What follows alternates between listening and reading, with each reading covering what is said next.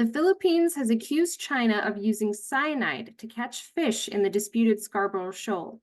That joins a lengthy list of China's alleged environmental crimes in the South China Sea, whether that's dredging and land reclamation work to turn disputed reefs into artificial islands, or clam harvesting techniques that can destroy entire coral reefs.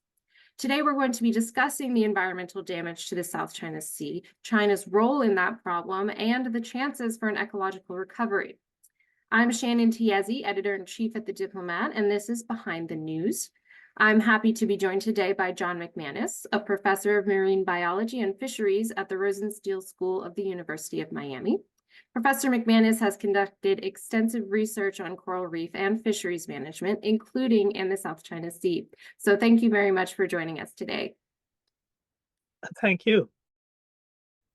And now, accusations that Chinese fishermen are engaging in environmentally destructive practices are not new.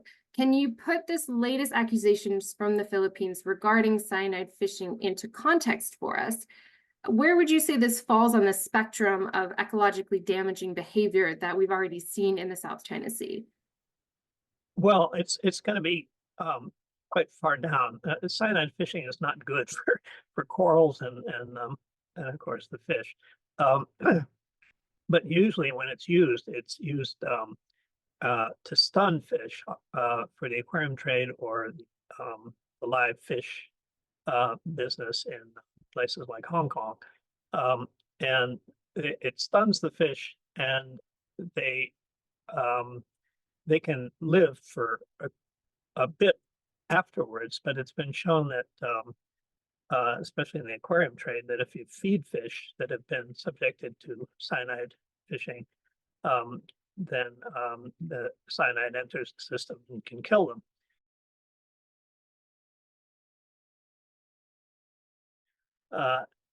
As far as being able to show that that's happening, especially at Scarborough Shoal, Scarborough Reef, it's going to be quite difficult. And the thing is that you would need to have water samples.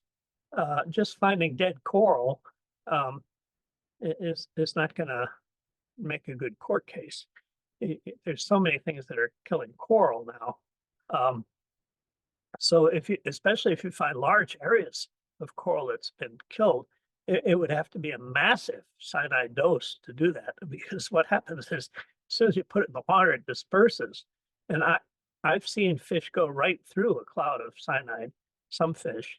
And so there's different effects on different fish, but it's very hard to keep the concentration high enough that it's going to last very long. And that will kill coral and other organisms, but only locally, even if it's from barrels. We've seen this accusation of the Chinese fishes using cyanide before.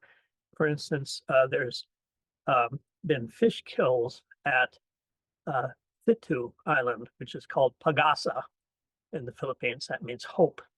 And somebody sent me a lot of pictures. I've been to Pagasa, but there was no fish kill at the time. But somebody had sent me a bunch of photos along the beach there, and it was covered with all kinds of dead fish and other organisms.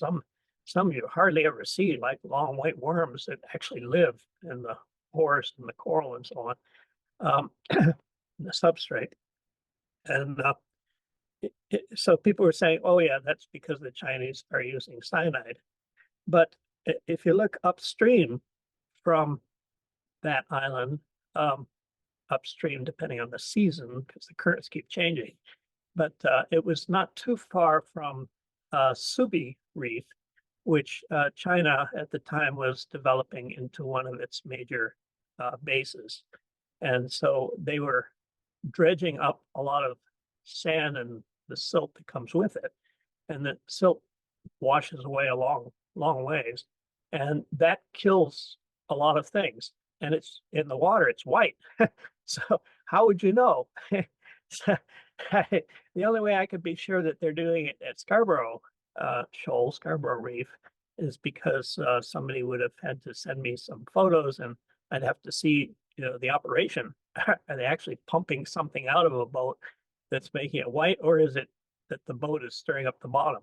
The latter is much more likely. But I don't want to sort of influence any decisions about the cyanide. It's just that it hasn't been shown yet, and the Philippine government is holding off on making decisions until they get solid evidence.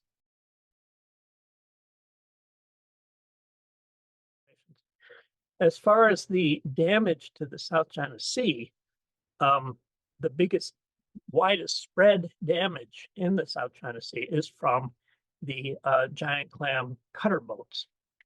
These are boats that are coming from Tanmen, Hainan in China almost exclusively. And they get a large vessel and they stack up small boats on the vessel. And they get several of these vessels at a time, usually. And they would come to a reef and offload all of these smaller boats. And it took us a long time to figure out what was going on, because people were reporting all kinds of damage. I was getting inquiries about photographs, satellite photos of reefs that had clearly streams of sand and silt coming off. That had me very worried, because sand and silt will kill almost anything in the water. So when I see silt and sand in the water on a coral reef, that's a big concern. But we didn't know what the cause was. And then I noticed that there were these arcs like this on some of the satellite photos. And the only thing I knew of at the time, this is say 2014, 15, that did that is a dredging operation. This is where you're sucking up sand and material from the bottom. Sometimes you're grinding it as you go. And this cutter suction operation. And so it looked like somebody was using a dredge to do this. But we, at the time, didn't really know how deep the water was in many of these particular reefs. I've been a few times to the Spratly Islands, but you know, particular places, I didn't know if that was deep lagoons or not. And you generally would need a pretty deep lagoon to use dredging. So it was actually an article in the Diplomat in 2015 December by Victor Robert Lee that and I'd been in touch with him. I was trying to convince him, oh, it couldn't be giant clams, because giant clams, you get giant clams, which is illegal in all these countries. You get giant clams, you take a boat, shallow bottom boat, and you go along and you see the giant clam, because most of the species sit pretty close to fully exposed. You stop the boat, you get out and you pick it up and put it up. And some of them are, you know, a couple of meters across. So, well, 1.5 meters, we'll say. And so that's how traditionally people were poaching giant clams. And it didn't make any sense that you would have these arcs and all of this damage. But he showed that I was completely wrong, that he had found some pictures on a social media website in China, one of which clearly showing a boat that's at anchor running its propeller while somebody's pulling it. And that would make an arc. And that was, wow. And then he had another picture that looked like it had been made by probably one of the early quadcopters, showing broad areas that had clearly arcs, and every arc had a boat. So that was the article that convinced us that maybe this wasn't dredging.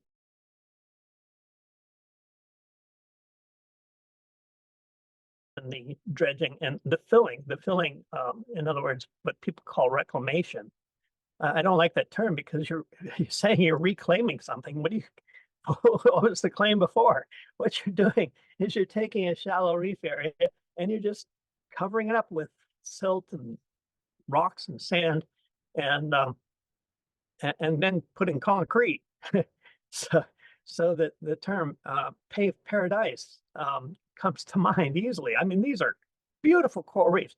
The number of species you have in these reefs is probably 7 times the number of species you're going to find in the Caribbean. And so these are beautiful things with very high diversity, and then they're paving them over. Now that is the most permanently damaging thing you can do.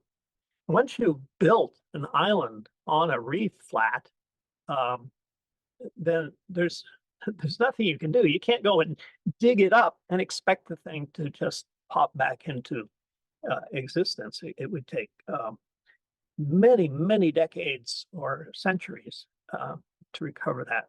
So the total damage from filling is much less than the total damage area from the giant clamming.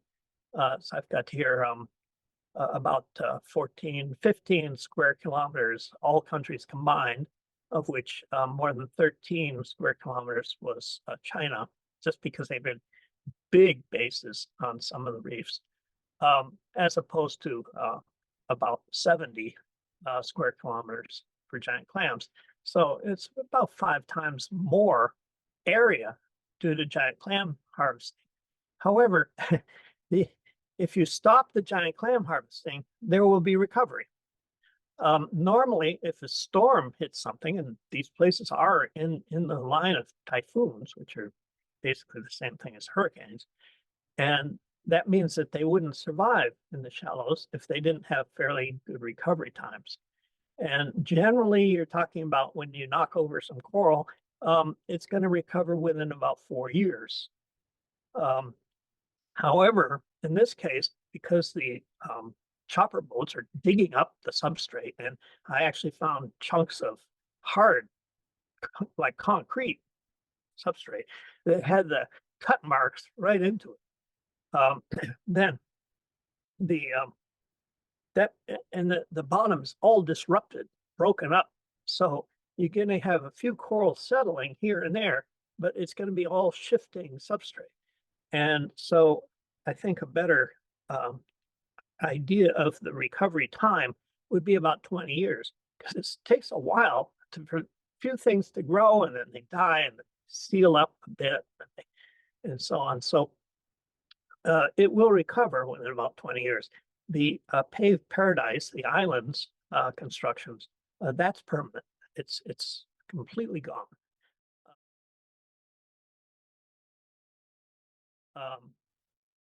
The total reef damage was about 9% for the shallow areas, but if you add in these deeper areas, it comes to about 3%.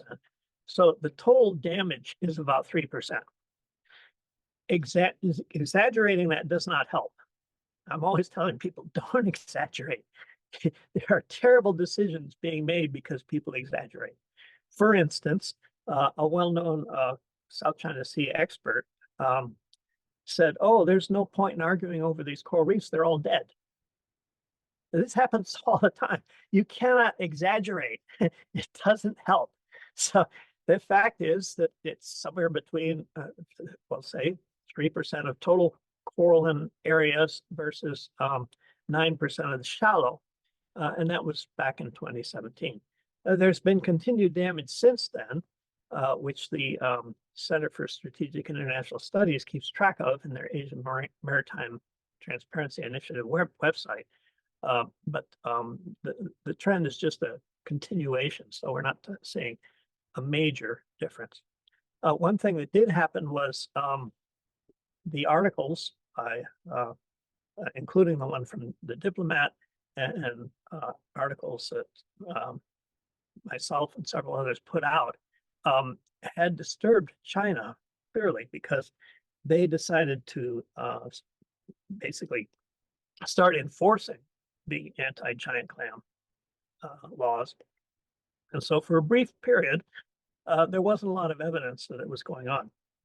But CSIS does keep track of these things. And what they found was that it started to continue again from Scarborough Reef.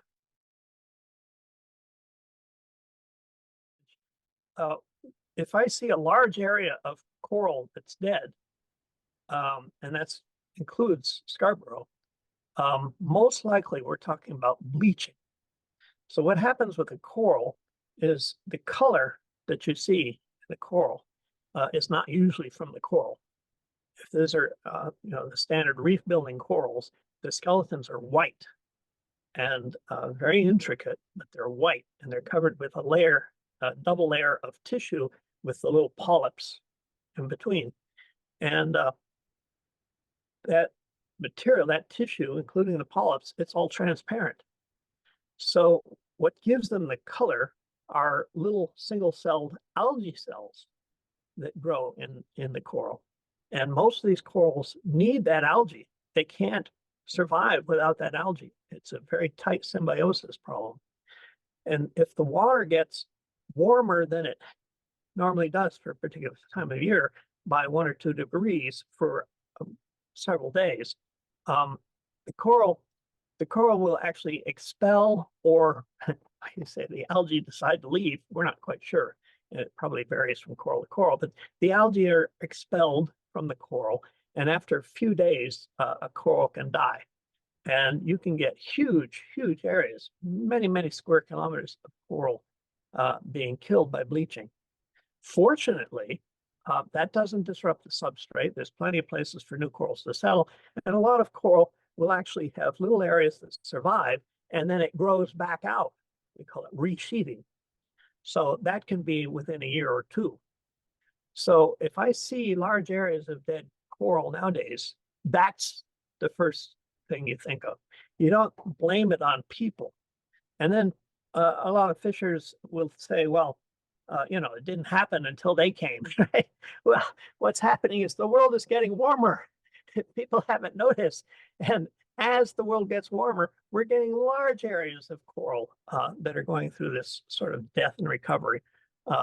Large areas of the Great Barrier Reef have been severely damaged by bleaching. Most of that has been recovered. Thank you very much, John, for giving us a detailed overview of the state of the South China Sea environment. Thank you to everyone at home for tuning in, and I hope you'll join us again on Behind the News.